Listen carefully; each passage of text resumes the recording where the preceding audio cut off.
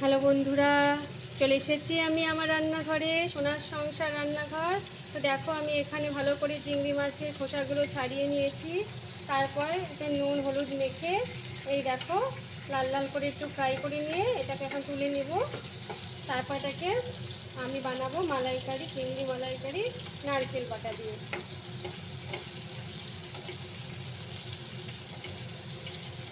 দেখতেই পাচ্ছ গলদা চিংড়ি বড় সাইজের।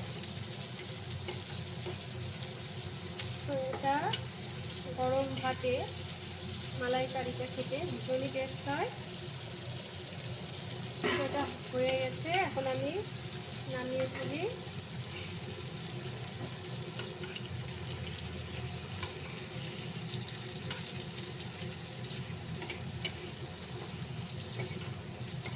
ভালো করে উল্টে পাল্টে নিয়ে এখন এটাকে আমি এক এক করে নামিয়ে ফেলবো। বড় সাইজের গলদা চিংড়ি।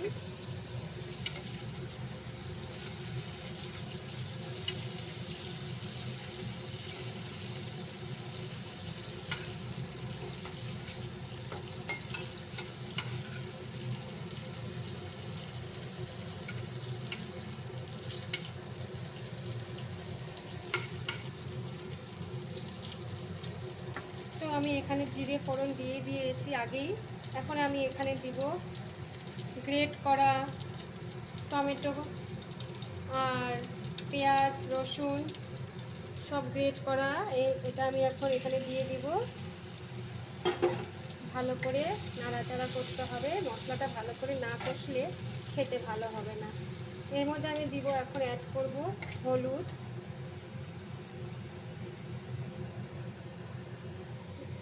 হলুদ এখানে অ্যাড করব। ভালো করে কিন্তু তেলের সাথে এটাকে কষাতে হবে। এখানে অ্যাড করব আমি জিরে আর ধনিয়া গুঁড়ো পাউডার, জিরে গুঁড়ো ধনিয়া গুঁড়ো পাউডার, কাশ্মীরি মির্চ,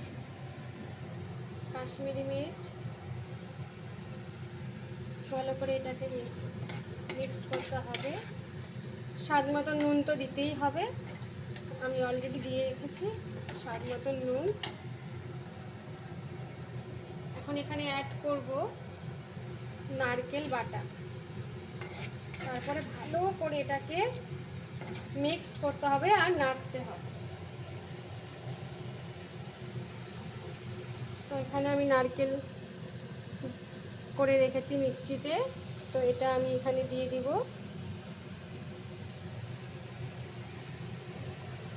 নারকেলের নিচের যে কালো অংশটা সেটা আপনারা পরিষ্কার করে দিবেন। আমি এখানে কালো অংশটা বাদ দিয়ে দিয়েছি জন্য হোয়াইট নারকেল বাটা হয়েছে।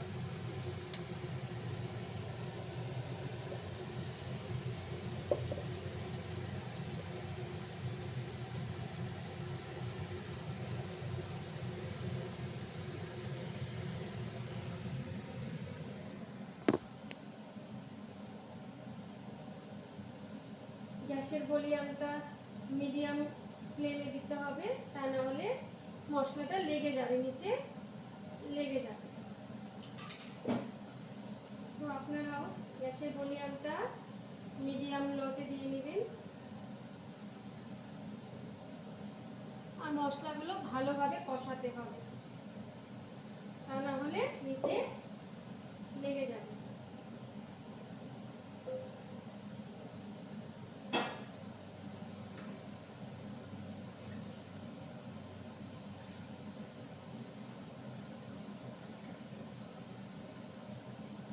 এই চিংড়ি মাছের মালাইকারিটা গরম ভাতে ভীষণই ভালো লাগে খেতে। স্বাদ মতো নুন, আর যে আপনারা যেরকম ঝাল খেতে পছন্দ করেন সেরকম ঝাল কিন্তু দিতে হবে।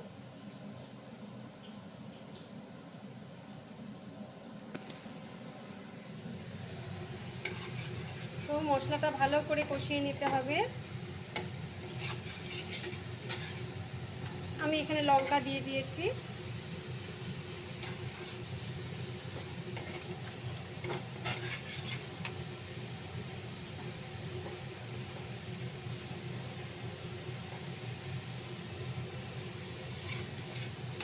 আপনারা চাইলে বেটে দিতে পারেন লঙ্কা, কিংবা কুচি কুচি করে কেটেও দিতে পারেন।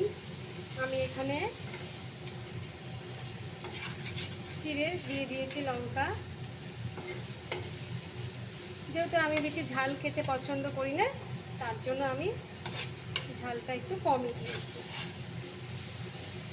মশলাটা ভালো করে কষানো হয়ে গেলে সামান্য একটু জল দিয়ে কষাতে হবে।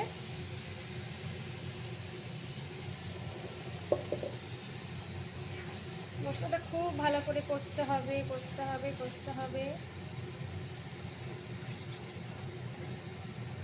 নাড়তে হবে, তা নাহলে নিচে লেগে যাবে।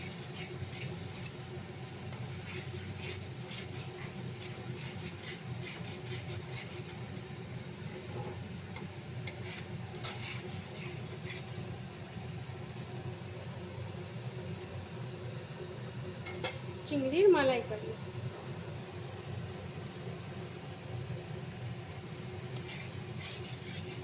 এখানে আমি বেশি জল ইউজ করব না, এটা মাখা মাখাই হবে একদম। আপনারা চাইলে একটু দিতে পারেন, এটা মাখা মাখাই ভালো লাগে। মশলাটা যেহেতু ভালো করে কষিয়ে নিলে, কষানো হয়ে যাওয়ার পরে আমার হয়ে গেছে কষানো। এখন আমি একে একে এই চিংড়িগুলো অ্যাড করব।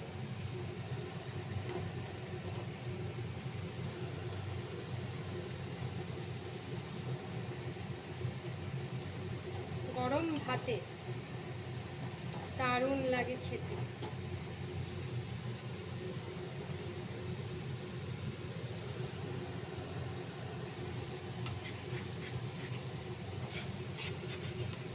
মাছগুলো একটু উল্টে দিতে হবে, একটু হয়ে যাওয়ার পরে এক পাশ, তারপর উল্টে দিতে হবে, যাতে মশলাগুলো ভালো করে মাছের গায়ে মিশে যায়।